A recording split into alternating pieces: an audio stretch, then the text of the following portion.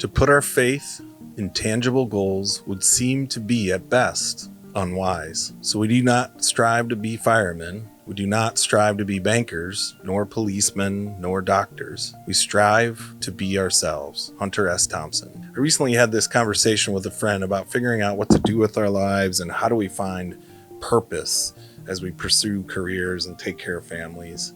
And he asked me, how did you know to start an advertising business? I answered, I didn't. I just kind of stumbled into it. I've kept pursuing the things that I like, or the things that I'm naturally good at, and then the things that keep my attention or cause me to be obsessed. And I just have happened to stumble into an industry that allows me to do that. I sort of stumbled into this as an obsession, and to say my career was a deliberate choice would be a lie. I liked graphic design, so I figured out how to get paid for it. Most of my goals and decisions come out of a recent decision, really, to do everything in my power to not work in a cubicle. I'll do whatever it takes to avoid a cubicle sucking the soul out of me and leading me to depression, whiskey, regret, bad decisions. I recently read this article by Gage Greer, which is such a cool name, and he was reporting on a letter that Hunter S. Thompson wrote in 1958 when he was 20.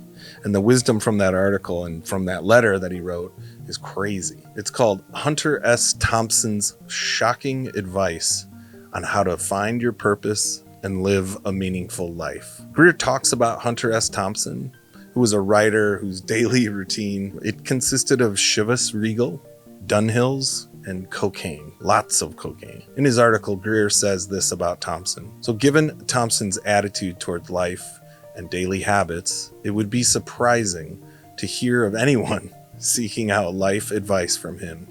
And yet, in 1958, when Thompson was just 20 years old, he wrote back to a friend giving just that. I probably should start all of my videos with this disclaimer. It's actually a quote from Nietzsche that Greer referenced. You have your way, I have my way.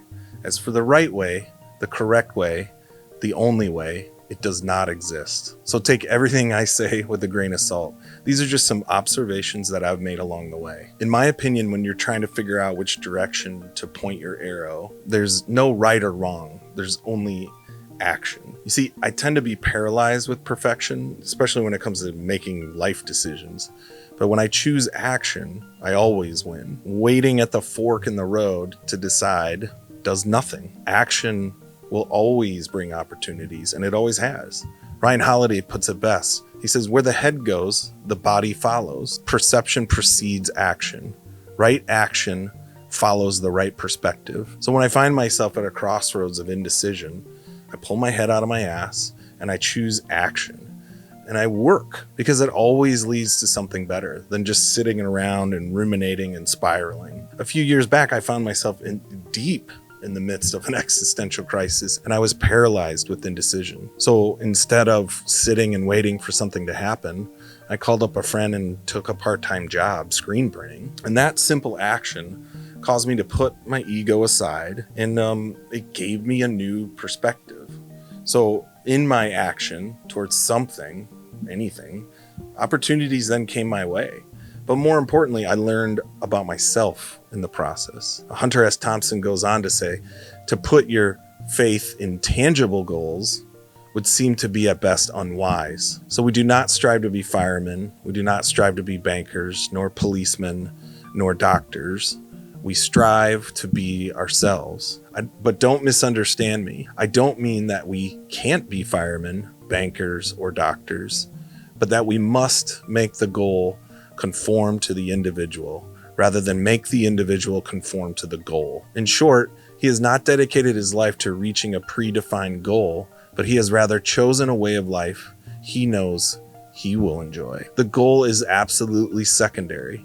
It is the functioning toward the goal which is important. I think sometimes I get it wrong when I pick a goal and then I conform to that goal.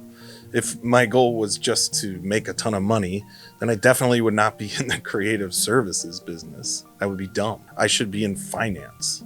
But I know myself enough to know that I would die a slow death in the finance world, having to work in a cubicle and wear a button up and a Patagonia vest with a logo embroidered on it. It would just kill me. Instead, I chose the creative business because number one, I'm pretty good at it. And then number two, I can pay my bills. And then more importantly, I don't have to work in a cubicle. And in the spirit of Hunter S. Thompson, I try to choose a life that I know I will enjoy instead of trying to be something that I am not. What I've learned is that whenever I try to be something I'm not, it usually ends poorly. I love how Thompson puts it. He says, my art and profession is to live.